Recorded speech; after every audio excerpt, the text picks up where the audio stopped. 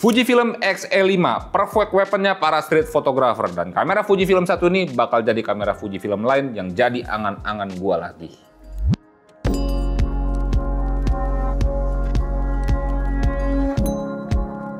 Selamat datang di channel SM Media dengan gua Skavito, dan kali ini gua dan SM Media di waktu yang cukup singkat ini dapat kesempatan untuk nyobain Fujifilm X-E5.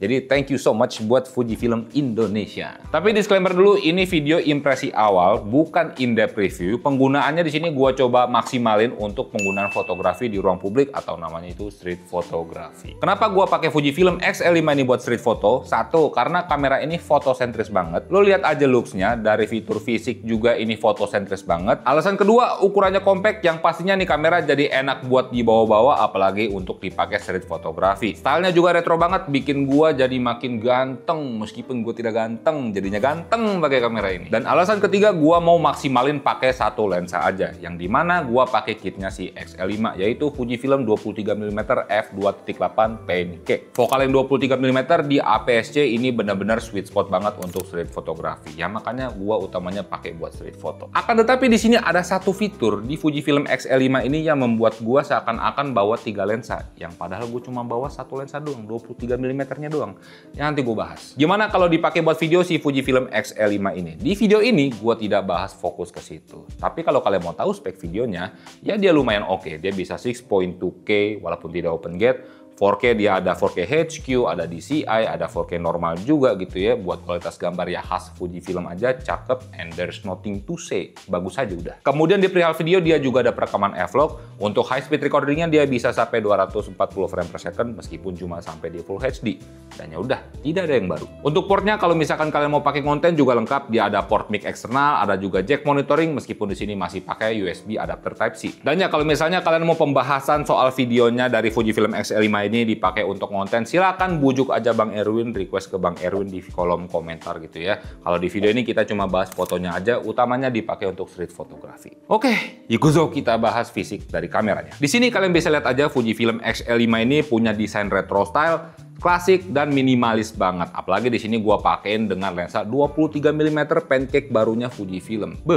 Pakai nih kamera kayak yang udah gue bilang, makin ganteng. Pesona gue pakai nih kamera, gantengnya nambah plus 7. BTW di sini lensanya juga interchangeable, nggak kayak Fujifilm X100 series. Dan dengan kombinasi X-E5 plus 23mm pancake Fujifilm ini bisa membuat ukurannya jadi super compact, dimensinya jadi lebih tipis, jadi ketika gua masukin ke tas kecil itu tidak makan tempat. Lanjut soal fitur fisiknya, di kamera ini bawa electric viewfinder, ada dial untuk ganti film simulation, ada dial shutter, ada dial untuk exposure compensation, dan juga joystick untuk navigasi atau buat pindahin fokus area. Dan juga di sini ada beberapa tombol dan dial juga yang bisa kalian tekan aja dan juga kalian custom untuk penggunaannya. Nah, kalau kalian perhatiin di bagian depan di sini ada control lever yang bisa kalian custom juga untuk penggunaannya. Ini kayak di X106. Kalau di X106 biasanya ini dipakai untuk ND. Nah, kalau di Fujifilm X-E5 ini bawaannya itu kesetel untuk atur surround view. Yang dimana dengan adanya fitur ini seakan-akan itu gua bawa 3 lensa yang padahal gua cuma bawa 23mm doang. Ya, bentar lagi gua bahas. Gua lanjutin soal fisiknya dulu. Ya, meskipun Fujifilm X-E5 ini punya desain yang bagus, cakep, klasik, compact, retro banget, tetap aja kamera ini punya drawback atau kekurangan dari desainnya tersebut. Nah, salah satu kekurangannya ada subjektif dari gua juga. Kekurangan pertama yaitu ada pada bagian baterai. Dia masih menggunakan baterai lamanya Fujifilm NPW126S. Kalau kalian mau pakai hybrid atau kalian pakai di penggunaan video yang cukup sering gitu ya, pasti boros. Pasti gue jamin gitu ya, apalagi kalau kalian menggunakan spek perekaman maksimalnya atau kalian pakai long use untuk videonya. Yang kedua, gripnya tipis. Ya, dia masih ada, tapi di sini tipis banget. Jadinya kalau misalnya kalian mau pakai untuk street photography atau sembari travel gitu ya, kalian wajib pakai strap atau tali biar aman. Kalau kalian keringetan dan nggak pakai strap, ini licin banget handle-nya. Jadi rawan molos. Ya kalau misalnya di B-roll kalian ada lihat gua nggak pakai strap, itu buat kebutuhan ngambil gambar aja. Tapi ya mau gimana lagi, kalau baterainya ganti, ukurannya pasti berubah. Atau misalnya gripnya ditambahin lagi sedikit, desain dan looks-nya juga nggak bakal seminimalis ini. Jadinya it requires sacrifice for good look.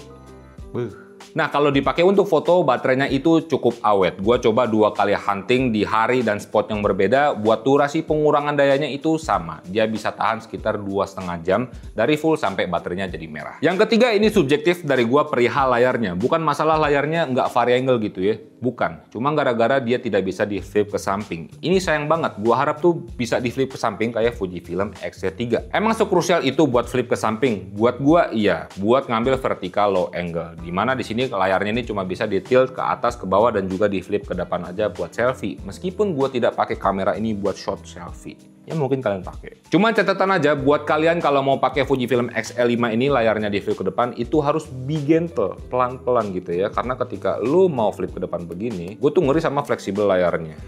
Dia tuh kayak nguntai begini, kalau misalnya kalian terlalu betot-betot keras gitu ngebukanya nanti malah rusak gitu ya. Ya nggak ada salahnya lebih hati-hati, barang mahal soalnya. Dan ya dari hal tersebut makanya gue bilang dari awal kamera ini lebih enak kalau kalian pakai untuk foto aja. Dari desain dan fitur secara fisiknya aja itu udah ketara banget kalau ini kamera fotosentris. Ada spek video bagus, jadi S bonus aja buat kalian calon usernya. Nah, kalau soal experience gua selama kemarin pakai Fujifilm X-E5 ini untuk street photo, gua bisa bilang gua demen banget pakai kamera ini. Meskipun buat sekarang kamera ini cuma jadi angan-angan gua doang. Dengan resolusi kamera Fujifilm X-E5 ini udah 40 megapiksel, gua bisa ngambil gambar yang tajam. Kalau gua ada keperluan untuk cropping lagi pas editing, gua masih bisa ngehasilin gambar yang cukup detail juga dari hasil cropping tersebut. Nah, ngomongin perihal cropping gambar pas proses editing untuk ngatur framing dari hasil street fotografi kalian atau hasil foto yang kalian ambil gitu ya. Di kamera ini juga punya satu fitur yang bisa kalian manfaatin, namanya ini adalah surround view. Yang dimana dengan fitur ini kalian bisa previewing dan juga kalian bisa atur komposisi hasil gambarnya langsung dengan core vector langsung yang ada di kameranya. Dan ini bisa diatur 2 kali frame untuk croppingnya. Jadi di sini ada 3 mode preview dari surround view ini. Yang pertama dia bakal kasih preview berupa framing outline cropping dari keseluruhan gambar yang kalian ambil. Kemudian ada juga berupa framing kotak dengan overlay semi transparan hitam dan yang bakal keambil di sini yang ke highlight kotak aja. Dan ada juga pilihan yang bisa langsung ke crop untuk gambarnya. Dan nanti hasil jepretan preview gambarnya bakal sesuai dengan apa yang udah kalian framing saat di kamera. Dan ketika masuk Lightroom juga previewing gambarnya juga demikian sama kayak yang kalian udah ambil lewat kamera. Tapi jangan khawatir, ini cuma preview hasil gambarnya aja yang udah di crop SOC lewat kameranya. Untuk file utamanya, hasil gambarnya itu tetap keambil full dari keseluruhan sensor yang ada di kamera Fujifilm X-E5 ini. Jadinya kalau misalnya di post processing kalian mau edit lagi untuk komposisinya itu masih bisa. Dan menurut gue ini fitur yang bagus banget yang ada di Fujifilm X-E5 ini. Jadinya kalau kayak case gue kemarin dipakai untuk street photo pakai satu lensa doang 23 mm aja. Kadang ada subjek yang agak jauh gitu ya. Kalau misalnya gua jepret, aduh nih kira-kira nanti kalau gua di editing di Lightroom masih dapat gak ya framingnya ya? Berantakan apa enggak gitu ya? Pecah apa enggak gambarnya? Nah kalau ada surround view ini, gue jadi bisa berbayang gitu ya. Gue tinggal cropping aja. Oh framingnya segini dapetnya jepret. Hasilnya juga hasil previewing yang udah di cropping sama si surround view tadi gitu ya. Kalau misalnya nggak sesuai, ya udah tinggal buka Lightroom karena tadi gue bilang tetap ya hasil gambar yang lo ambil itu tetap dari keseluruhan sensornya. Masuk Lightroom, kalau misalnya nggak sesuai framingnya, lihat tinggal zoom out aja dikit gitu kan, tinggal diatur lagi. Jadinya ini bagus banget dan membantu banget proses gue di lapangan saat ngambil foto. Plusnya lagi yang gue rasain ketika gue pakai fitur surround view ini, gue jadi nggak obvious banget dalam ngambil gambar. Buat nyari komposisi gambar juga jadinya nggak risih gitu ya. Apalagi gue pakai 23 mm, nggak harus nompok banget ke orangnya, jadi gue bisa kira-kira jarak agak jauh dikit. Oke, gue cropping dikit segini masih aman previewingnya.